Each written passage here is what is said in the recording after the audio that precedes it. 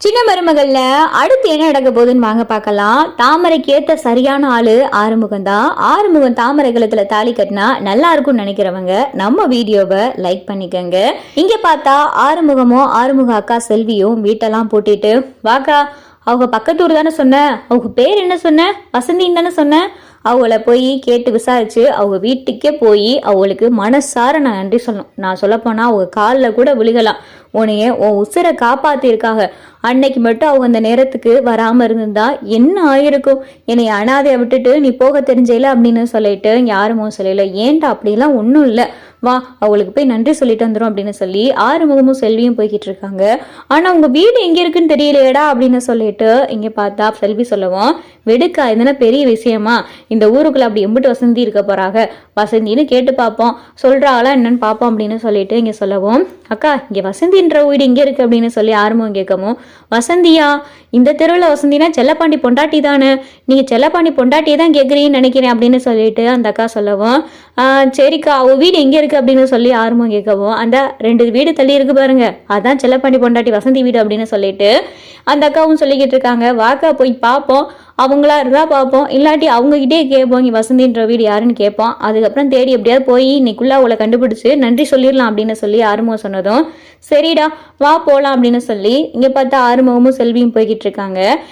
இந்த வீடு தாண்டா அப்படின்னு சொல்லிட்டு பார்க்கல, அங்கே பார்த்தா செல்லப்பாண்டி அம்மா உட்காந்து பேசிக்கிட்டு இருக்கல, இவங்க தாண்டா, இவங்க தான் அன்னைக்கு நீ காப்பாத்தினது அப்படின்னு சொல்லி செல்வி சொல்லவும், இவர் ராசாங்கத்துடைய சம்மந்திக்காரவளாச்சே அப்படின்னு சொல்லிட்டு ஆறுமுகம் பார்த்தா திருன்னு முழிக்கவும், அப்பதான் பார்த்தா கருப்பும் வராரு.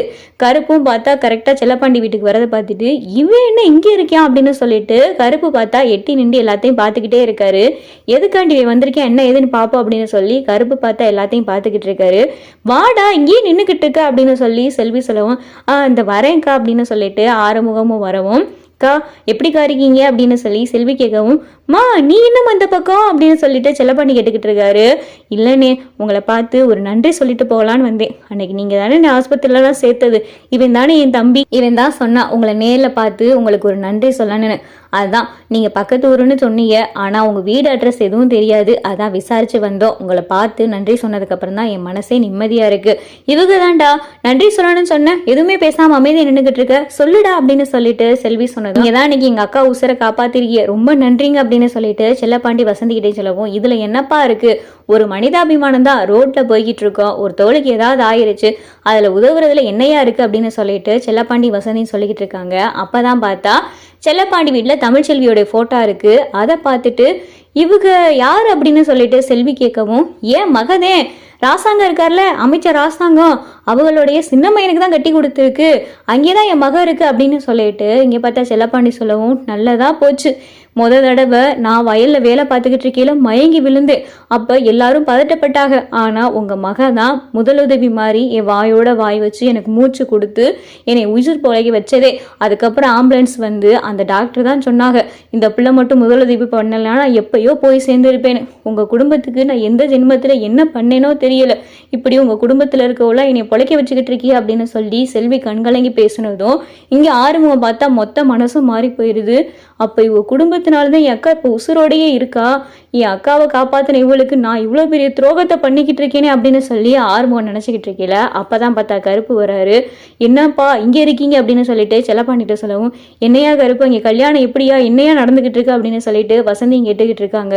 சுமங்கலி பூஜைக்காண்டி உங்களை தமிழ்ச்செல்வி வர சொல்லிச்சு, உங்களை கூட்டிட்டு போகலாம் தான் வந்தேன் அப்படின்னு சொல்லிட்டு கருப்பு பார்த்தா செல்லப்பாண்டி வசந்தி கிட்டே சொல்லிக்கிட்டு இருக்கல. கருப்புவை பார்த்துட்டு ஆறுமுகம் பார்த்தா அதிர்ச்சி ஆயிடுறாரு. இங்க ஆறுமுகத்தை பார்த்தா கருப்பு போட்டு கண்ணத்துல சப்பு 4 அறை வச்சுக்கிட்டு இருக்காரு. இதை பார்த்ததும் பார்த்தா வீட்டுல இருக்கிற எல்லாரும் அதிர்ச்சியாகி, ஏன் கருப்பு ஏன் அவனை போட்டு அடிச்சுக்கிட்டு இருக்க அப்படின்னு சொல்லிட்டு இங்க செல்லப்பாண்டி தடுத்துக்கிட்டு இருக்காரு. இவன் எவ்வளவு பெரிய வேலை பார்த்திருக்கான்னு தெரியுமா அப்படின்னு சொல்லிட்டு கருப்பு பார்த்தா எல்லா உண்மையும் சொல்ல போறாரு.